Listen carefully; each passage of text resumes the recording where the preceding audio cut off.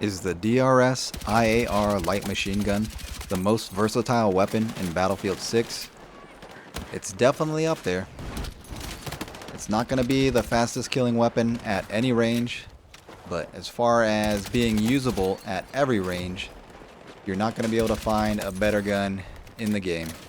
At 771 rounds per minute and a 4-shot kill out to 20 meters, it has a respectable time to kill potential of 233 milliseconds.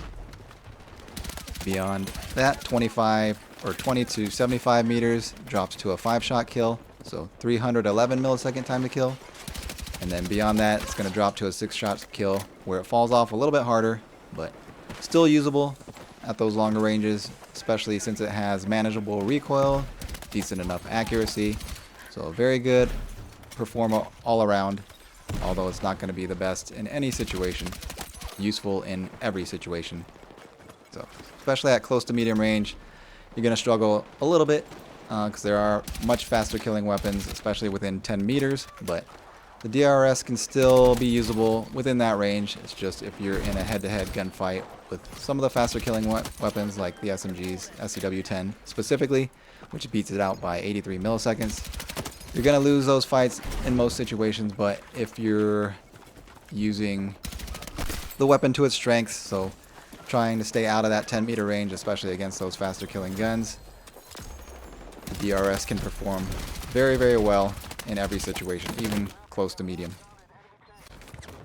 The main drawback of the weapon is that it is an LMG, so it has slower handling, slower aim down sights, slower movement speed. But if you run the support class with the support bonus, the movement speed is negated, and then the aim down sights is sped up by roughly 20%. So it requires the support class to be the most effective it can be if you're using it as a more all-around type weapon, not so much as an LMG. So that's really going to be the only drawback if you want to use it on other classes that don't have the support bonuses. It's going to be slower handling. It's going to hold you back a little bit in those regards, but on the support class, it is definitely going to be the most versatile, best performing all-around weapon in the game, without a doubt. There are other weapons that perform similarly, close in performance, but nothing as good as the DRS. So this is the build that I'm liking. The Lighten Suppressor, the best suppressor in the game, fully hides in-world spotting, so anytime you shoot your weapon, either unsuppressed or without a flash hider, the diamonds appear above your head for all the enemies to see, giving away your position, whereas flash hider and suppressor gets rid of that. And then suppressors also keep you off the minimap outside of 15 meters, so good for flanking as long as you're not too close to the enemies, because within 15 meters you're still going to show up on the minimap. Nothing you can really do about that. And it also reduces recoil buildup and improves recoil recovery at the cost of hipfire accuracy. So we make that up with the laser, so not too bad there. Then we have the heavy extended barrel, improves firing accuracy over prolonged periods and increases bullet velocity, so gets us to 900 meters per second. Good enough bullet velocity. We have the slim angled grip, slightly reduces recoil, increases weapon draw speed, and enables faster transition to ADS. So this gets us down to 300 millisecond ADS from 367.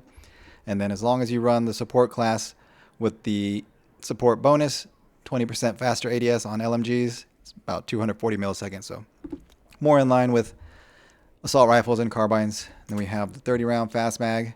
So just faster reload with no downsides there. Standard ammunition. Red laser for better hipfire without giving away your position, because the blue and green lasers give away your position to enemies. And then whichever sight you prefer. I like the Miniflex 1.0, but this comes down to personal preference. Good enough hipfire within 10 meters. Good enough full auto out to 35 meters. 50 meters, no problem. Even 70 meters, no problem. So we have all the stats here. Starting ADS 367, so you're definitely going to want to use the support class to get their passive bonus of 20% faster ADS time and faster movement speed with LMGs. That brings it down to 291, which is more reasonable, and then with the right attachments you can get that even lower. Bullet velocity 720, starting mag 30, 771 rounds per minute, which is pretty good. You got 4-shot kill out to 20 meters, 5-shot kill out to 75 meters, and then it drops off to a 6-shot kill. And then 3-shot headshot potential with the synthetics at longer ranges. So we'll look at the combined shots to kill here. So 3-shot kill with any of the headshots, even just the standard. But then from 25 to 75 meters, you're going to need the synthetic tips to be able to get a 3-shot headshot. But you have to get all 3 shots to be headshots to be able to get that 3-shot kill. Probably not that realistic, especially at the longer ranges. The closer ranges maybe, but longer ranges probably not. Again, 3-shot headshot. But if you get 2 headshots mixed with body shots, then it'll be a 4-shot, but that's the same with the hollow points. So they do provide benefits to the hollow points and the synthetic tips, but if they're worth it to you or not, it really depends on your preference. I don't really use them that much.